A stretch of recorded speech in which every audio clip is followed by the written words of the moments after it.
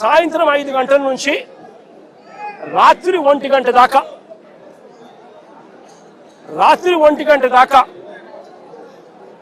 సాయంత్రం 5 గంటల నుంచి రాత్రి 1 గంట దాకా సాక్షాత్తు ఈవిడ ఎమ్మెల్యే గల్లా మాధవి ఇక్కడ మనుషులను వేసుకొని వచ్చి ఈవిడ ఆధ్వర్యంలోనే రాంబాబు అన్న ఇంట్లో దాడి, 5 కార్ల ధ్వంసం, అద్దాలు ఇంట్లో ఇరిగిపోయినాయి, సామాన్లు ఇంట్లో ఇరిగిపోయినాయి, పక్కనున్న ఆఫీసులో మొత్తం అన్ని పగలు కొట్టేసినారు. ఇంట్లో ఆడవాళ్ళు ఉన్నారు. ఆడవాళ్ళ ప్రాణాలకు నష్టం జరిగే విధంగా తిడుతూ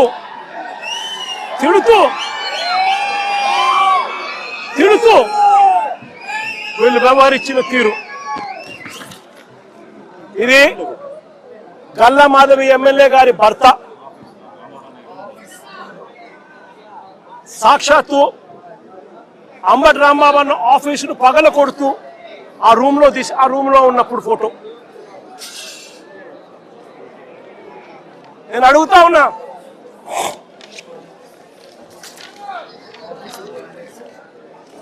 అంబటి రాంబాబు అన్న ఆఫీసును కాలుస్తా ఉన్న ఫోటో.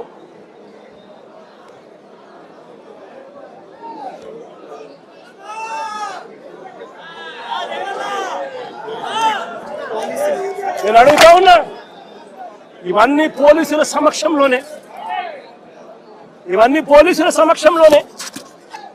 5 గంటల నుంచి ఇవన్నీ జరుగుతూ ఉంటే, 5 గంటల నుంచి రాత్రి 1 గంట దాకా ఇవన్నీ జరుగుతూ ఉంటే పోలీసుల సమక్షంలోనే 5 కార్లు ధ్వంసం చేశారు. ఇల్లు మొత్తం, ఆఫీసు మొత్తం తగలబెట్టారు. ఆఫీసులో సామాన్లన్నీ విరగొట్టారు. ఇంట్లో ఉన్న అద్దాలన్నీ పగలగొట్టారు. ఇంట్లో ఆడోళ్ళు ఉండాలని కూడా చూడుకోకుండా ఏకంగా ఇంట్లోకి వచ్చే కార్యక్రమం చేశారు పోలీసుల సమక్షంలోనే. నేను అడుగుతా ఉన్నా, ఇది హత్యాయత్నం కాదా అని అడుగుతా ఉన్నా, ఇది ఆర్సన్ కాదా అని అడుగుతా ఉన్నా. మరి పోలీసులు దగ్గరుండి ఈ కాన్స్పిరసీలో భాగం కాదా అని అడుగుతా ఉన్నాను. ఇదే పోలీసులు బాధ్యత వహించాల్సిన, ఇదే పోలీసులు బాధ్యత తీసుకొని ఉంటే ఈ మాదిరిగా జరిగి ఉండేది అని అడుగుతా ఉన్నా. ఇక్కడ నుంచి ఎంత దూరంలో ఉందండి డీజీపీ ఆఫీసు? ఇక్కడ నుంచి ఎంత దూరంలో ఉందండి ఎస్పీ ఆఫీసు? ఏకంగా గుంటూరు సిటీలో, గుంటూరు నగరంలో ఎస్పీ ఆఫీసు, ఎస్పీ ఇల్లు ఇక్కడ నుంచి కూతపేట దూరంలో ఉంది. ఎంతమంది డిఎస్పీ లేరు, ఎంతమంది సిఐ లేరు. డీజీపీ ఆఫీస్ ఇక్కడ మంగళగిరిలో ఉంది. ఇక్కడ నుంచి కూతవేడు దూరంలో మంగళగిరి, అక్కడ బెటాలియన్ ఉంది. కనీసము ఈ పోలీసులు ఫోన్ చేస్తే కూడా రెస్పాన్స్ లేదు. మా పార్టీ నుంచి బొత్స సత్యనారాయణ ఇలాంటి సీనియర్ నాయకులు, ఇంటెలిజెన్స్ డీజీకి, చీఫ్ సెక్రటరీకి, ఇలాంటి పెద్ద పెద్ద ఎస్పీకి, ఐజీకి, ఇలాంటి అందరి ఆఫీసర్లకు ఫోన్లు కొడితే కనీసం ఫోన్లు కూడా ఎత్తరు. కాన్స్పిరసీలో భాగం కాదా ఇది అని అడుగుతా ఉన్నాను. 5 గంటల నుంచి, సాయంత్రం 5 గంటల నుంచి 1 గంట దాకా 5 కార్లు పగలు కొడుతున్నారు. ఆఫీసులు తగలబెడతా ఉన్నారు. ఇంట్లో అద్దాలు పగలు కొట్టారు. ఇంట్లో చొచ్చుకొని పోయినారు. ఆఫీసులో సామాన్లన్నీ ఎరగొట్టారు. ఇంట్లో ఆడోళ్ళను ఉన్నారని కూడా చూడకుండా చేసిన పని. నేను అడుగుతా ఉన్నా, ఇది ధర్మమేనా అని అడుగుతా ఉన్నా, ఇది న్యాయమేనా అని అడుగుతా ఉన్నా. ఇంతటితో ఆగిపోలా. రాంబాబు అన్నను 10:30కి అరెస్ట్ చేస్తారు. రాంబాబు అన్నను 10:30కి అరెస్ట్ చేస్తారు. ఎందుకయ్యా అరెస్ట్ చేస్తారు రాంబాబు అన్నను? ఎందుకయ్యా రాంబాబు అన్నను అరెస్ట్ చేస్తారు? చంద్రబాబు నాయుడు గారిని తిట్టాడట. చంద్రబాబు నాయుడు గారిని తిట్టినందుకు అరెస్ట్ చేస్తారట.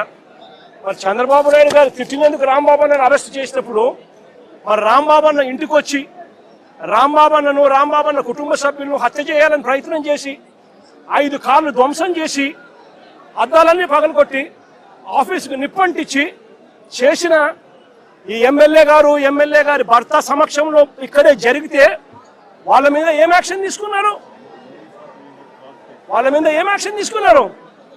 స్టేషన్ బెయిల్ ఇచ్చి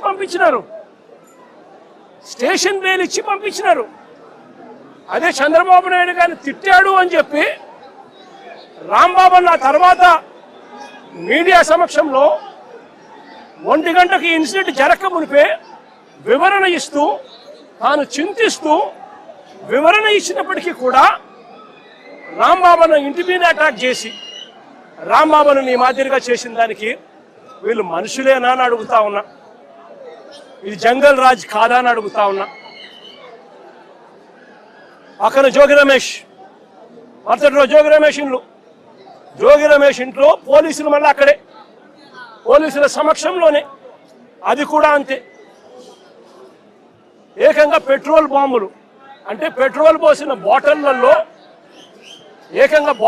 పెట్రోల్ పోసుకొని ఆ బాటిళ్లను ఇంట్లోకి చుట్టా ఉంటారు.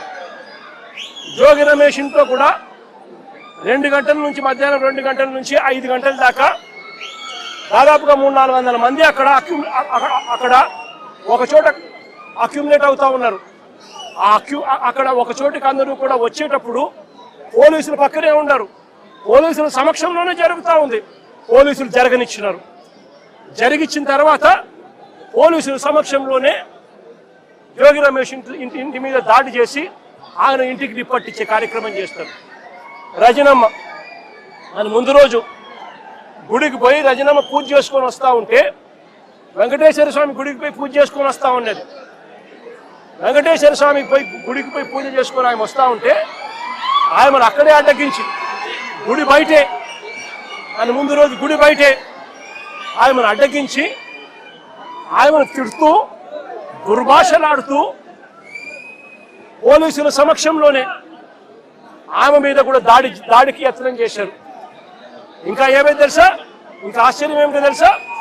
ఉల్టా అమ్మ మీదనే కేసు పెట్టారు. ఏమని? ఆమె గుడికి పోయి వీళ్ళందరినీ అటాక్ చేయడానికి ప్రయత్నం చేస్తాందని. ఏదైనా హద్దు పొద్దు ఉండాలి ఏదైనా మాట్లాడేసరికి. ఇది జంగల్ రాజ్ కాదని అడుగుతా ఉన్నా. బ్రహ్మనాయుడు అన్న ఆయన చేసిన పాపం ఏంది?